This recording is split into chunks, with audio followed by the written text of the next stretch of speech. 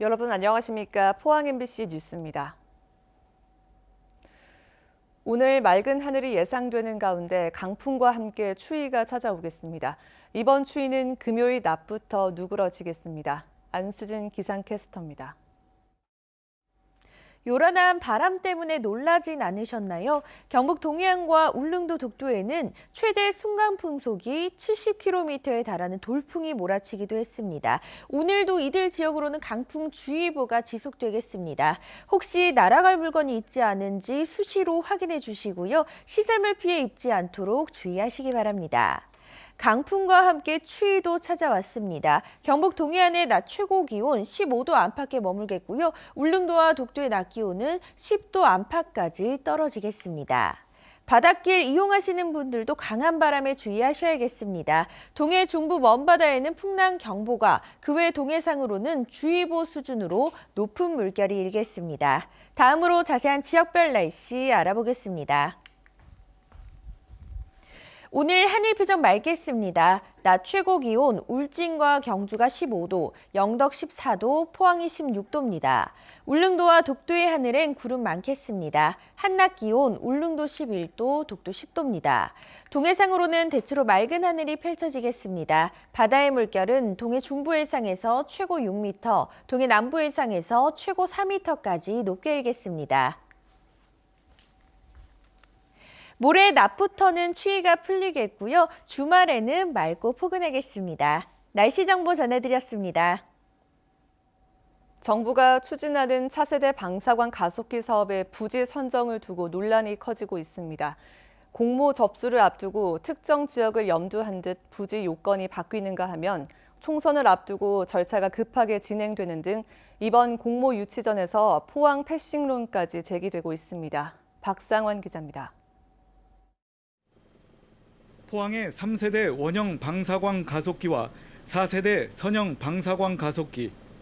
가속기는 미세 구조를 관찰 분석하는 대형 연구시설로 신소재나 신약 개발 등에 활용되고 있습니다. 정부는 오는 2027년까지 1조 원대 예산을 들여 방사광 가속기를 추가 설립하기로 했습니다.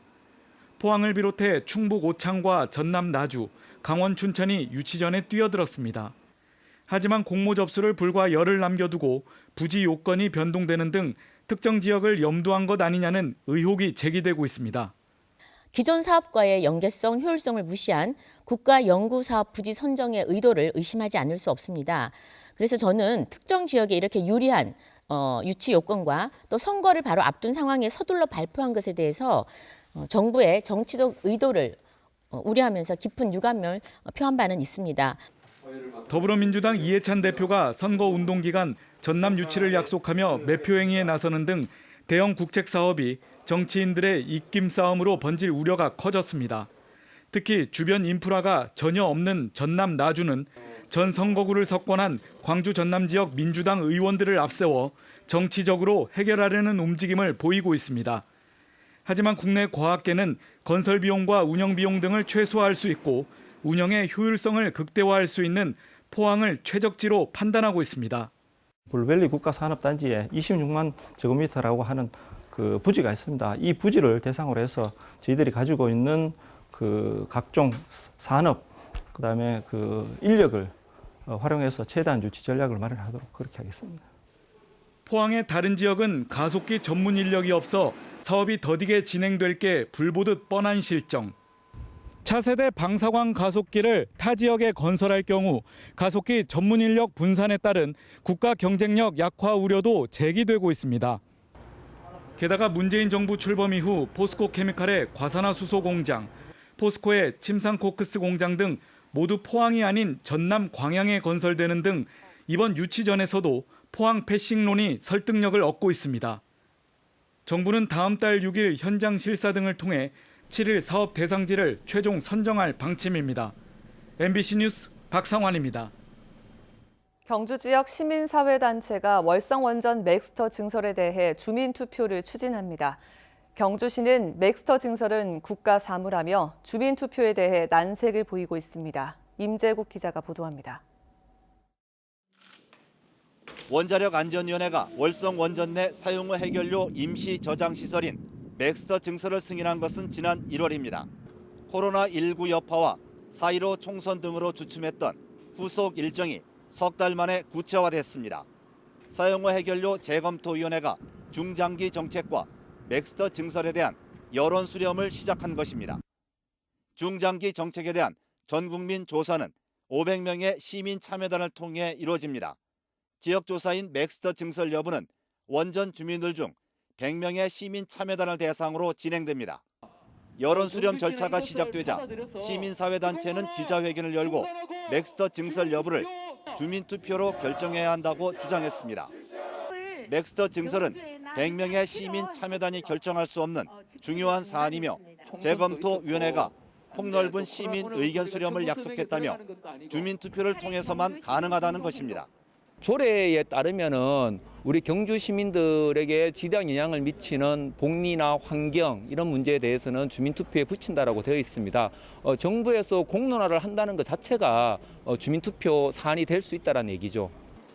시민단체는 경주 시민 1,300여 명의 서명을 직접 받아 주민투표를 요구하는 청원서를 경주시에 접수했습니다. 청원서가 받아들여지면 90일 동안 경주 유권자의 14분의 1명인 16,000여 명의 서명을 받아야 주민투표가 성사됩니다. 경주시는 맥스터 증설 여부는 국가 사무라며 주민투표 요구에 대해 부정적인 입장입니다.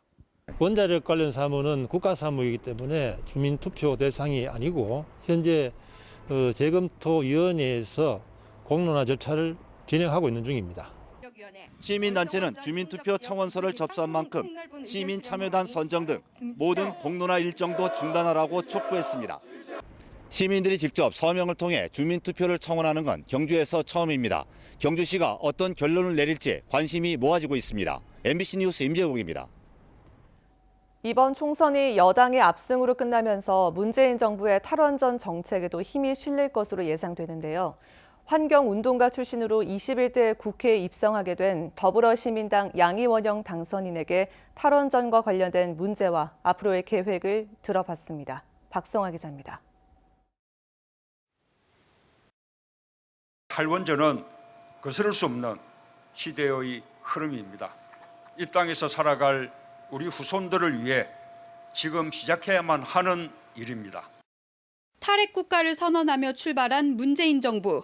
이번 총선에서 여당이 압승을 거두면서 탈원전 정책에 본격적으로 힘이 실릴지 관심을 모으고 있습니다. 탈원전 환경운동가도 여당 비례대표로 당선됐는데 양이원영 당선인은 지난 20여 년간 환경운동연합에서 반핵운동의 주역으로 활동해왔습니다. 양이원영 당선인은 정부가 노후화된 월성원전 2, 3, 4호기의 안전성을 시급히 확보해야 한다고 밝혔습니다.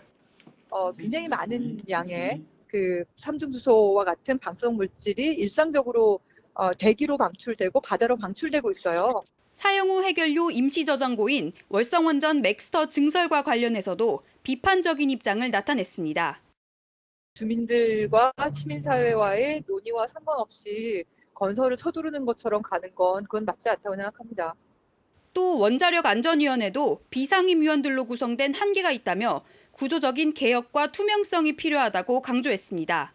자신의 직업을 가지고 있으면서 한 달에 한두 번 정도 회의에 오는 정도 수준으로는 일상적인 원전 안전, 그다음에 고장, 사고 이런 것을 제대로 처리하기는 저는 양이원영 당선인은 탈원전 사회로 나아가기 위해 국가부처의 협력과 시민들의 적극적인 참여가 중요하다며 21대 국회에서 법과 제도를 개선하겠다고 포부를 밝혔습니다. MBC 뉴스 박성아입니다. 코로나 사태 이후 피해 극복과 재도약을 위한 경북 범도민위원회가 다음 달 출범합니다. 민간의 역량까지 모두 끌어모아 아이디어는 물론 세부 실행 계획까지도 만드는 정책 주체 역할을 하게 되는데 기대만큼 성과를 내놓을지 주목됩니다. 김건엽 기자입니다. 최근 확진 환자가 줄고 점차 안정을 찾아가면서 경북의 서비스업 매출 감소폭도 줄어들고 있는 것으로 나타났습니다. 코로나가 확산하던 2월 넷째 주 BC카드 매출은 마이너스 33.2%까지 추락했지만 이달 첫째 주에는 마이너스 23.3%로 그나마 피해가 줄었습니다. 코로나 사태 이후 피해 극복과 재도약을 위해 경상북도는 다양한 논의를 펼치며 과감하고 선제적인 회복 정책을 준비하고 있습니다. 다음 달에는 민간 부분 역량까지 한데 모은 경북 범도민위원회가 출범합니다. 도지사와 민간 대표가 공동위원장을 맡고 정책 개발과 경제 살리기, 미래 제도약 등 5개 분과로 운영됩니다. 경상북도는 그동안 행정도우미 역할에 그친 다른 위원회들과 달리 범도민위원회는 자체적으로 아이디어를 모으고 세부 실행 계획까지 만드는 실질적인 정책 주체로 차별화하기로 했습니다. 미래 도약 과제들에 대해서 새롭게 지금 활로를 모색을 찾고 있습니다. 범도민위원회를 구성을 하고 이 운영도 도민들이 참여를 통해서 스스로 운영될 수 있도록 저희들이 적극 지원할 예정입니다. 범도민위원회는 우선 위축된 도민의 심리 회복과 지역 이미지 개선, 피해 농민과 소상공인 지원책 마련에 초점을 두고 2단계로 지역경제 살리기 대책, 향후 3단계로 신공항 이전, 행정통합 등 대도약 과제에 집중할 계획입니다. 피해 극복과 경제 회복을 위한 경북 범도민위원회가 행정의 들러리가 아닌 정책의 주체가 될 수 있을지 주목됩니다. MBC 뉴스 김건엽입니다. 대구의 코로나19 긴급 생계자금 지급 기준이 너무 엄격해 1인 자영업자는 거의 받을 수 없다는 보도 해드렸는데요. 다른 곳은 앞다퉈 기준을 완화하고 있지만 대구는 기존의 기준을 고수하고 있습니다. 조금이라도 빨리 지급하기 위해서라는 게 대구시의 설명이지만 실상은 그렇지도 않습니다. 윤영균 기자입니다. 서울시는 중위소득 100%, 1인 가구의 경우 한 달에 175만 원 이하를 버는 시민에게 코로나19 재난 긴급 생활비를 지급합니다. 정부의 사회보장 정보 시스템인 행복이음 시스템을 이용하다 보니 소득은 비교적 정확하게 조회되지만 시간은 일주일 이상 걸립니다. 대구시는 빨리 지급하기 위해서라며 건강보험료 납부 금액을 기준으로 사용합니다. 1인 지역 가입자의 경우 한 달에 13,000원 이하를 내야 대구시의 긴급 생계자금을 받을 수 있는데 문제는 이 조건에 해당하는 사람은 거의 없다는 점입니다. 대구처럼 중위소득 100% 이하에 주지만 전남은 1인 가구 지역 가입자 기준을 자체적으로 21,000원으로 올렸습니다. 대전 역시 처음에는 대구와 같은 기준으로 신청을 받다가 민원이 폭주하자 최근 29,000원 이하를 내는 시민으로 기준을 올려 긴급 재난 생계 지원금을 주고 있습니다. 1인 가구 갭이 많다 보니까 민원인들이 많은 혜택을 못 보는 거 아니냐고 이제 그렇게 많이 이의를 제기를 해가지고 조금 이제 현실화시킨 부분이거든요. 코로나19 피해가 가장 심각한 대구 시민이 정작 긴급 생계자금을 받기 가장 까다로운 겁니다. 대구시의 긴급 생계자금은 전액 시비로 좀 지원하고 있기 때문에 그 기준을 복지부 탓으로 돌리는 것은 어불성설이라고 보여지고요. 대구시가 자율적으로 그 피해 대상자를 광범위하게 포괄할 수 있는 기준을 정해서 지원하면 된다. 문제는 지급 기준이 엄격할 뿐만 아니라 무작정 기다려야 하는 경우도 적지 않다는 점입니다. 지금까지 대구시에 접수된 긴급 생계자금 신청은 66만 건 정도, 지금까지 절반인 33만 건 정도만 검증이 끝났고 이 가운데도 60%만 지급 대상으로 확정됐습니다. 붙었는지 떨어졌는지 정하지 못한 보류 판정도 8천 건이 넘습니다. 제가 대상이 되더라고요, 보기는. 대상이 되는데 뭐 연락을 해도 뭐 시청에 전화해봐도 연락이 안 되고 대신에 뭐 다들 연락을 안 받으시더라고요, 전지 자체를. 받으면 끊어보고 이라 있긴 해. 기다리는 거는 기다리는데 학견이 전선 고장 났다고 컴퓨터 고장 났으시죠 묻고 검지를 할 수 없다 한 소리를 항상부터 전화하면 매번 그래요. 그게 아마 일주일 다 돼가요. 빠른 지급을 위해 정확한 소득 계산을 포기했다지만 빠르지도 않고 정확하지도 않은 게 대구시 긴급 생계자금의 현주소입니다. MBC 뉴스 윤영균입니다. 포항시는 배터리 규제 자유특구 면적을 확대하기 위한 특구 변경 계획안 공청회를 5월에 가질 예정입니다. 포항시는 당초 56만 제곱미터이던 규제 자유특구 면적을 74만 제곱미터로 확대하고 GS건설, 에코프로 GEM 등 기존 6개 사업자를 SK이노베이션, 대구환경공단 등 14개 기업 및 기관으로 변경할 방침입니다.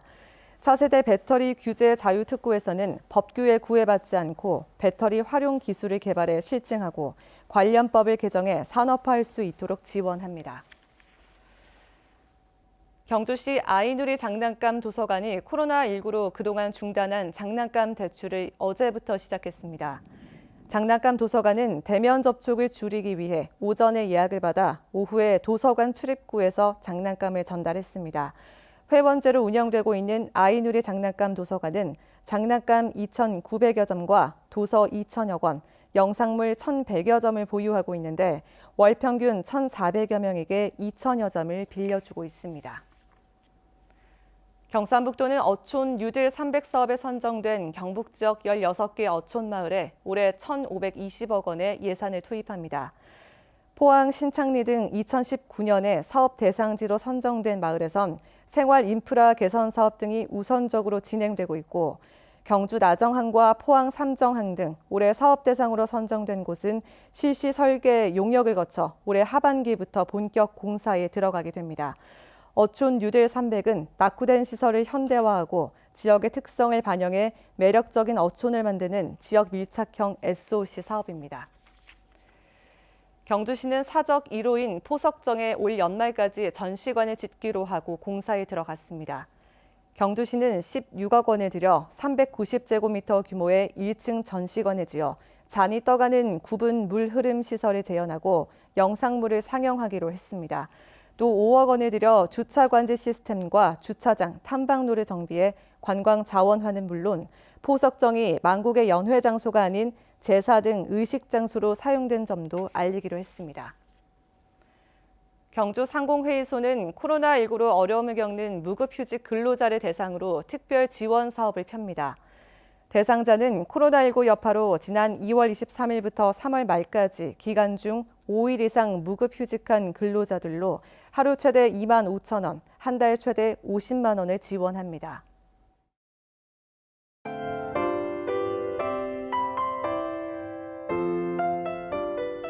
요란한 바람 때문에 놀라진 않으셨나요? 경북 동해안과 울릉도 독도에는 최대 순간 풍속이 70km에 달하는 돌풍이 몰아치기도 했습니다. 오늘도 이들 지역으로는 강풍주의보가 지속되겠습니다.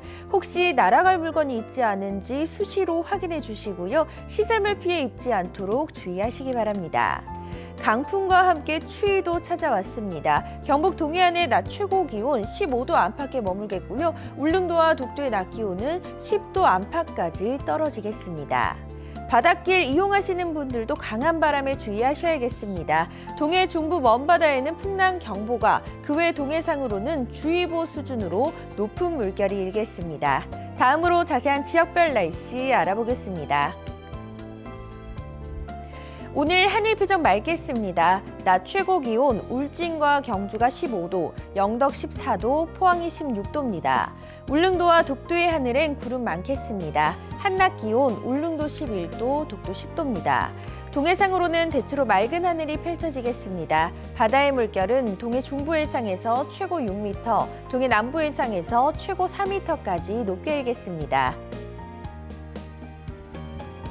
모레 낮부터는 추위가 풀리겠고요. 주말에는 맑고 포근하겠습니다. 날씨 정보 전해드렸습니다.